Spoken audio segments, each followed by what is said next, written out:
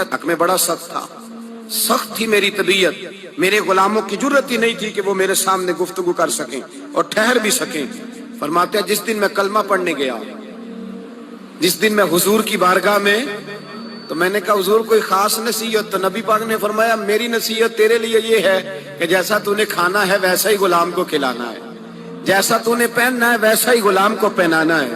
حضرت ابو ذر کہتے ہیں جو میرے اندر کمی تھی وہی میرے نبی نے نصیحت کر دی، جو میرے اندر کوتاہی تھی وہی غیب جاننے والے رسول نے بتلا دی۔ فرماتے میں گھر گیا، جب میں جاتا تھا تو ملازموں کا سانس خشک ہو جاتا تھا، وہ کانپنے ہانپنے لگتے تھے کہ جانے اب یہ کیا کرے گا۔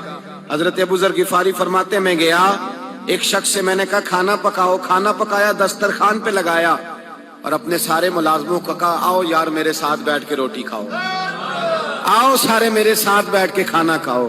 فرماتے ہیں انہوں نے کھانا کھایا، پھر میں ان کو بازار لے گیا، جیسے کپڑے میں پہنتا تھا ویسے میں نے ان کے لیے بھی خریدے۔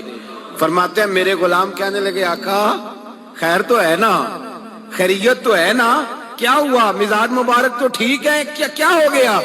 اور یہ جو ہم فضا کو اتنا خوبصورت دیکھ رہے ہیں اور یہ جو ہم اتنی پیاری ریم جھیم برستی دیکھ رہے ہیں، یہ جاری رہے گی یا ایک دن کی ہے؟ تو حضرت ابو ذر غفاری رو پڑے، کہنے لگے اب تمہیں ابو ذر غفاری بدلا ہوا ملے گا، اس لیے کہ اب میں وہ نہیں رہا، اب میں رسول اللہ کا کلمہ پڑھ کے غلام مصطفیٰ بن گیا ہوں، اب میں بدل گیا ہوں، میری طبیعت بدل گئی۔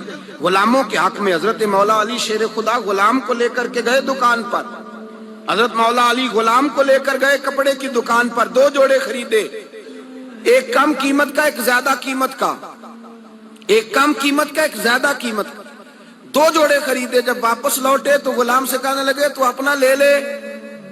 غلام کو پتا تھا کہ اس زمانے میں ہوتا کیا تھا، اس نے کم قیمت کا جوڑا اٹھایا۔ حضرت علی فرمانے لگے عجیب آدمی ہے، یہ تو تیرا نہیں یہ تو میرا ہے۔ اس نے کہا حضور کس طرح سے؟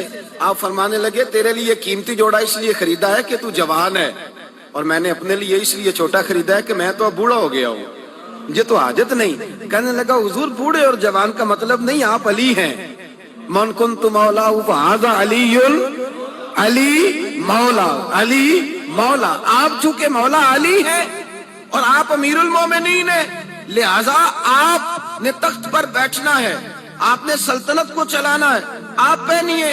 تو حضرت علی فرمانے لگے تو میرا غلام بنا ہے نا، تو نے ابھی میرے نبی کا دیدار نہیں نہ کیا، تو بعد میں آیا ہے نا، اگر تو اس دور میں ہوتا تو جان جاتا کہ یہ عمل میرا ہے، پر اس کے پیچھے جو نصیحت کے پھول ہیں وہ مصطفیٰ کے عطا فرمائے ہوئے۔ تو بھائی یاد رکھیں نبی کریم سید عالم صلی اللہ تعالی علیہ وآلہ وسلم نے تعین فرمایا مزدور کے حقوق کا، تعین کیا۔ حضرت حکیم بن حزام کہتے ہیں میں حضور کی بارگاہ میں بیٹھا تھا تو نبی پاک صلی اللہ علیہ وسلم سے میں نے کہا یا رسول اللہ آپ کو کون سا آدمی پسند ہے، کون سا محنت کرنے والا پسند ہے؟ تو حضور نے فرمایا جس کے دونوں ہاتھ کام کریں، دونوں پیر چلیں اور اس کی پیشانی پر پسینہ آئے، وہ بندہ مجھے بڑا اچھا لگتا ہے۔